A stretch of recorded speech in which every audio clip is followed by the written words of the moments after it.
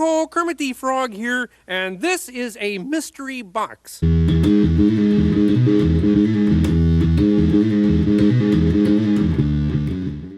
guys, and welcome back to Carbon Scoring, your home where action figures and comics history collide.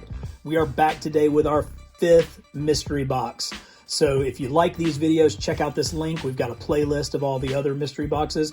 But just to catch you up, if it's your first time, I have every Toy Biz Marvel Legends figure going back to 2002, but I can't display them all. And so a bunch of them end up in plastic tubs like this. They get put away. I haven't looked in this thing for years, so we're going to crack it open and see what's inside. And I'm going to be just as surprised as you are by what we find. If you've been watching our mystery boxes, or if you've been watching any of the other videos on our channel and you want to support us, go ahead and click subscribe. Join the channel, become a part of us. We're trying to grow as best as we possibly can and give you the best content possible. So hop on board. So let's crack this thing open and see what we've got. I actually can see some good stuff because it has a clear top, and oh yeah, not disappointed right off of the bat. Check this out. So this is the Ghost Rider's motorcycle. Just so cool. Let's see if we can find a date on this one. I think this one was the Hasbro one and not the Toy Biz one. It looks a little bit newer, but that is just so cool. Maybe we'll find the Ghost Rider figure in the box. And while we're looking at bikes, fairly certain that this bike was with a deluxe Black Widow figure. Again, so, this one does have a date. Oh, so this one is 2004. So this is Toy Biz. This is relatively early in the line. Oh, that is so cool. And Toy Biz did this cool feature where you could actually put a push pin in the wall and attach it to the wall so that you could display this that much easier. Very, very cool. They had it on the Ghost Rider bike as well, plus a little kickstand if you wanted to just stand it up like that. Here is another Toy Biz figure that I know a bunch of you have been clamoring for, wanting to get a remake of. This is Omega Red. So Omega Red is one of the bad guys from Jim Lee's run on X-Men. When Jim Lee and Chris Claremont revealed the new X-Men titled simply X-Men, I think it sold 5 million copies. And so within a couple of issues, Omega Red came in as the bad guy. He's some kind of Soviet mutant sort of thing, but this figure is pretty old. Here's a date stamp on him. It says 2005. So you're talking about a 16-year-old figure that still looks as good as the day that it was produced. I mean, incredible facial sculpt, great expression there, just lots of detail, good heavy body, awesome figure. Omega Red. Got the Omega right there on his hand just to let you know. Maybe not as good, but still important. Cyclops. And this was another one of the early Toy Biz figures.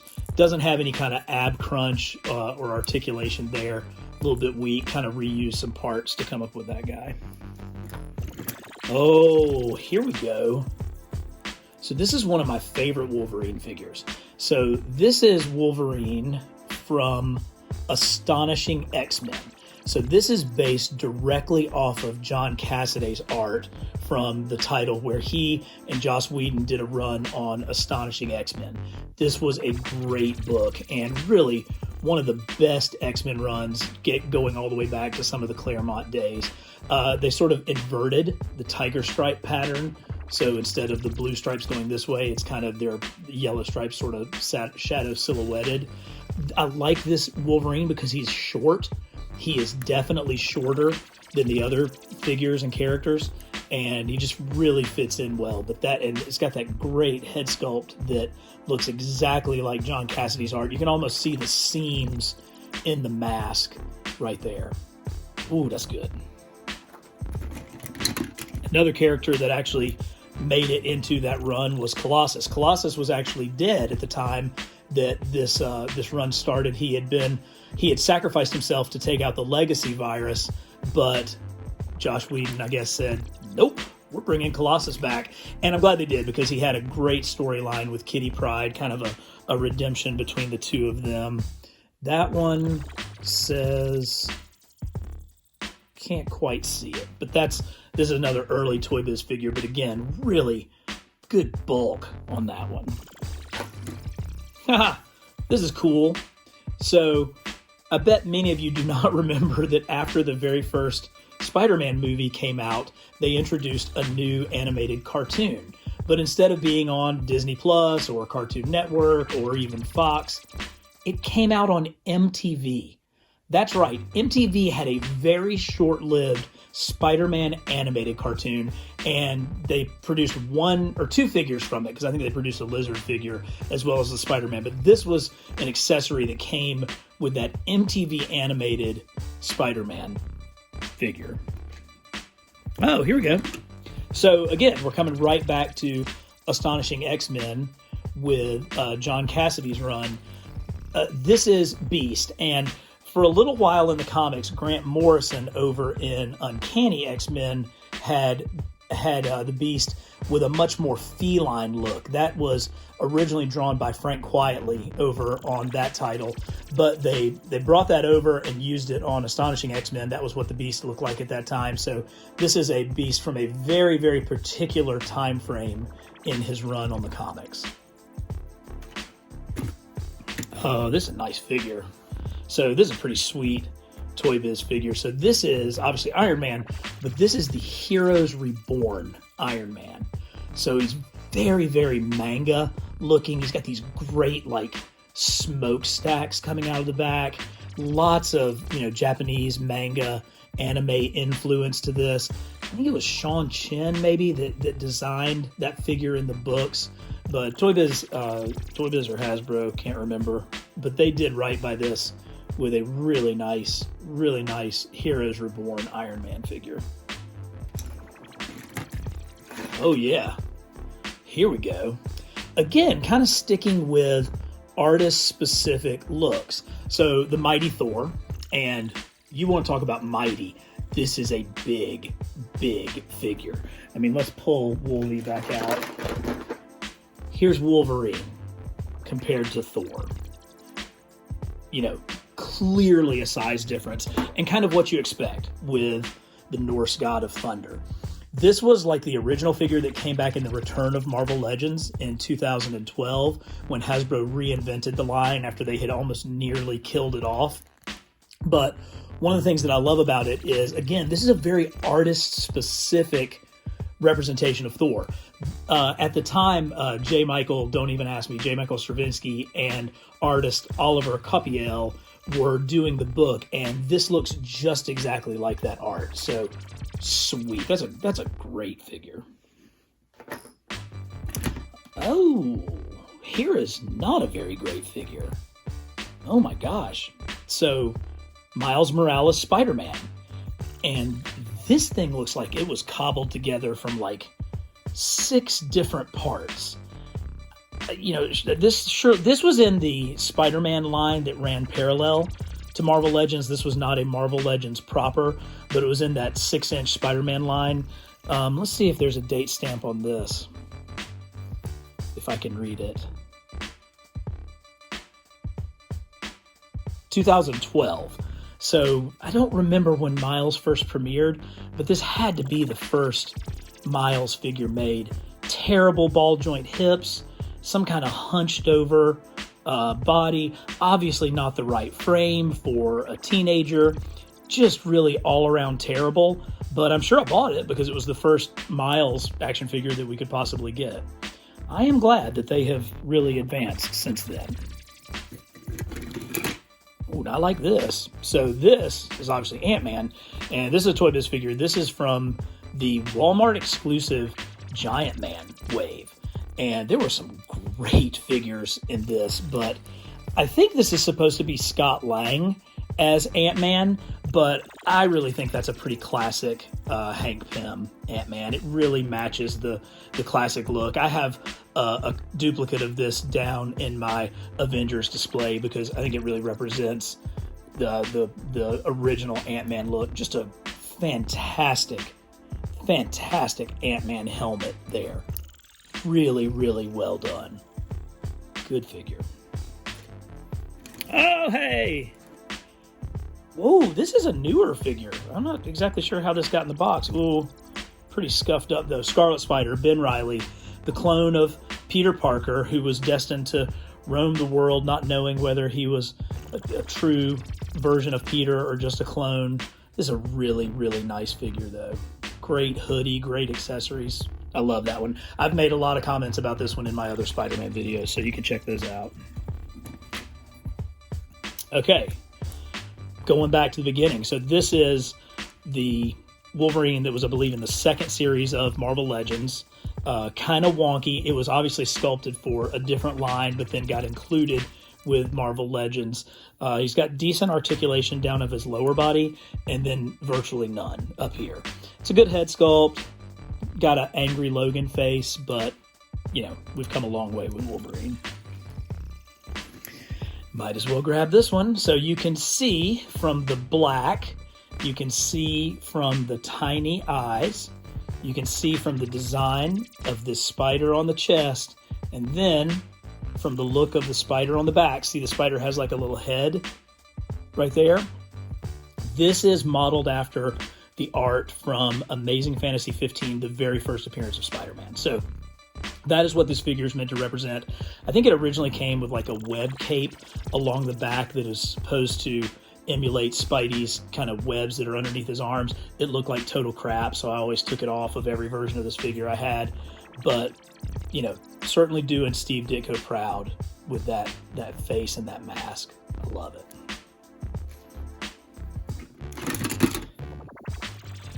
I don't think this is a Marvel Legend. This is probably, well, maybe it is. It's got funky joints, black suit Spider-Man. Actually, pretty decent frame. That's, you know, I wish that he had, you know, movable wrists or any kind of upper body articulation, because outside of that, that's, you know, it's a pretty decent black suit Spider-Man.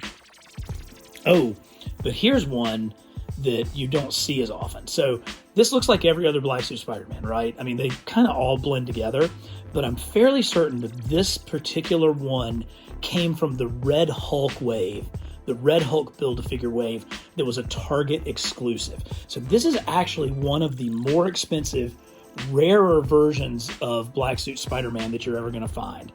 It's a good one. I mean, it's certainly a good one. It's got these wonky, like, square knee joints. That's one of the things that gives it away. And he's got these sort of butterfly shoulders, but really cool black suit Spider-Man. Again, I'm pretty sure this is one of the rarer black suit Spider-Man figures that you'll find. Oh, and then my favorite cartoon. This is from Spectacular Spider-Man, the absolute best, the pinnacle of Spider-Man animated series. Go out and watch it right now. It is so good. So they did have a storyline where Spidey got the black suit, and this was the version of it from Spectacular Spider-Man. Here we go, relatively newer figure. If we've got Ben Reilly in this box, may as well have Jackal, the villain who was actually Peter Parker and Gwen Stacy's professor at Empire State, who was obsessed with Gwen Stacy, and so he made a clone of her, but he also made a clone of Peter Parker, and the Jackal was presumed to have died back in the mid-70s as a part of that storyline, but then he came back to haunt Spidey and Pete and Ben in the Clone Saga in the 90s. But there's a little furry Jackal figure. Giant Goblin Glider. Ooh, hey, how about you? This is the first Marvel Legends Vision. And, you know, it's got those doofy shoulders that I hate. If you've watched any of my other mystery boxes, you'll hear me fuss about those shoulders. But really good head sculpt. Very reminiscent of John Buscema's art on the Avengers, where, you know, Vision really kind of came into his own. Solid figure. Oh, hey. Looks like another Spectacular Spider-Man. So, look, man, they're making toys for kids. And this is one of those. It's meant to be fun. But I do love the animated style of Spidey's mask in this series. Speaking of animated, this was a short-lived, like, Wolverine and the X-Men cartoon. And I guess Nightcrawler teleported halfway through a wall because all we have is his lower body there. Yikes. Oh, yeah. This was a custom. So I bought a custom Spider-Man Noir back when that title first came out, and this came with it, and it immediately went in a box because, you know, I mean, good on the guy who worked on this and tried to make this look cool, but no, not so much. So if you ever wanted to know how crazy I am, here's another of that incredible Ant-Man figure. Plus there's one down in the Secret Lounge, so it means I have at least 3 of this figure. Oh, speaking of, because there's Giant Man down there. Whoa! What is this? What does that say on there? See if we can get a date stamp. 2008. I don't even know what kind of Iron Man that is. Which is odd. I don't usually get stumped by these figures, but that's pretty tough. It's almost got like a Punisher head to it. Yeah, we'll call him Punisher Iron Man. All right, cool. I do know who this is. So this is the Thor. Actually, this is the Thor that came with that Giant Man Build-A-Figure. And this was a better, more comic-accurate Thor than the very first one that was released in Marvel Legends. It's a really, really comic-accurate head sculpt. Kind of a nice Jack Kirby look to him. Good figure. Love that one. Oh, and I hate this one. You know, it's a relatively short list for worst Marvel Legends figure ever, but, I mean, obviously Scarlet Witch, the very first Scarlet Witch, is way high on that list, but coming in a close second is this horrific Emma Frost figure. So this was, again, based off of Frank Quitely's art from Uncanny X-Men at the time when he was working with Grant Morrison, but this is just an abomination. I mean, this thing is just, first of all, just completely inappropriate, just really hideous looking. I mean, just bad. This is why Marvel Legends went on hiatus after 2008, was crap like this. This is what almost cost us the line. A better figure, though, again, Astonishing X-Men. So we've seen Colossus, we've seen Wolverine, we've seen Beast, we've seen Emma, and here's Cyclops. So this is the Cyclops from John Cassidy and Joss Whedon's Astonishing X-Men run. Oh no! So the X-Force Wolverine appears to have been attacked by dogs. This is, oh gosh, he's lost his claws, he's lost his head. I think this is actually a pretty good figure, and doggone, man, that thing, oh, that's a little rough for wear. Not great. Oh, now this is sweet. I'm surprised I don't have this down in the Secret Lounge. So this is like a Crimson Dynamo figure. I think this came from another one of those sort of accessory lines. Let's see what his hiney says. This is 2009? 2009? Cool figure. Hard to get good Iron Man villains back in the day. We'll take that. Here, oh, okay. So we're slowly getting better at Wolverine. This one had some kind of play feature. It must have like attached to something that caused him to go, or whatever, slashing action. Good Tiger Stripe Wolverine. We've talked about this before. We've talked about this in a previous mystery box. So this is the launcher that goes with the Silver Centurion Iron Man from Toy Biz's run. Really cool piece. God, that's a decent Goblin Glider. Might have to stick that out. Oh, and it actually, because it's got some feet, it will actually stand up. Yeah, we may have to put that to the side. Use that. Oh yeah, here we go. The original Spider-Man superposable first movie action figure. So again, that first Spider-Man movie came out in 2002. And so this line came out before Marvel Legends came out. Now they were using some of the tech that they developed on the Spider-Man Classics line, but you talk about a great toy. I mean, look at all this thing does. He's got articulated fingers. He has a really, really accurate sculpt from the movie. He's got the super cool, like, movie costume effect. Got that great spider on the back. This for a long time was the primary Spider-Man in my display because it was just such a good figure. I'm hoping to do a video on top 10 movie Spider-Man figures, and psst, here's a hint. this one's going to be number one. Good stuff. Nope, some kind of Iron Man part. Here's some interesting things. So that looks like a head from Forge of the X-Men. Looks like Nick Fury's head. The patch is a pretty good clue. This is either, I think that's just a generic SHIELD soldier. We've got Baby Groot growing in a pot. I don't know if that's an Ultron or an Iron Man arm. We've got some Gambit throwing cards here. We've got Cap's shield. That probably needs to be with the Cap figures. We've got a very, very, very psychotic looking Wolverine.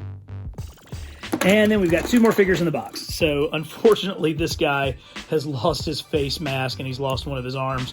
But this is first appearance Iron Man. You know, Toy Biz really, they went the extra mile by giving us a really fully sculpted 1960s Tony Stark head that was inside of here. I hate that this one's broken because it's such a cool, just a clunky figure. I mean, they went all out. Again, this sculpt could not be used for anything else. They made it for this one figure and this one figure alone. You could not use this to be a body or a frame for any other figure. And I love that about Toy Biz. I love how dedicated to getting the figures right they were. And speaking of dedicated, oh, I see it. Giant Man. Now, this has one of the better facial sculpts in all of the Marvel Legends line. I mean, look at that thing. I mean, it's like coming to life. I mean, great paint applications, great facial sculpt, huge. He is huge. And apparently I've got 2 series of this so that I could actually make 2 of this dude, because I do have one downstairs in the Secret Lounge in the Avengers display. But what a way to go out on this mystery box with this utterly fantastic Giant Man figure. Great stuff. Got Cap shield, Rhino. Nothing else super exciting. So, thank you for watching this last mystery box. More to come. Keep on watching Carbon Scoring. Subscribe, hit like, check out another video, and we'll see you next time. Thanks.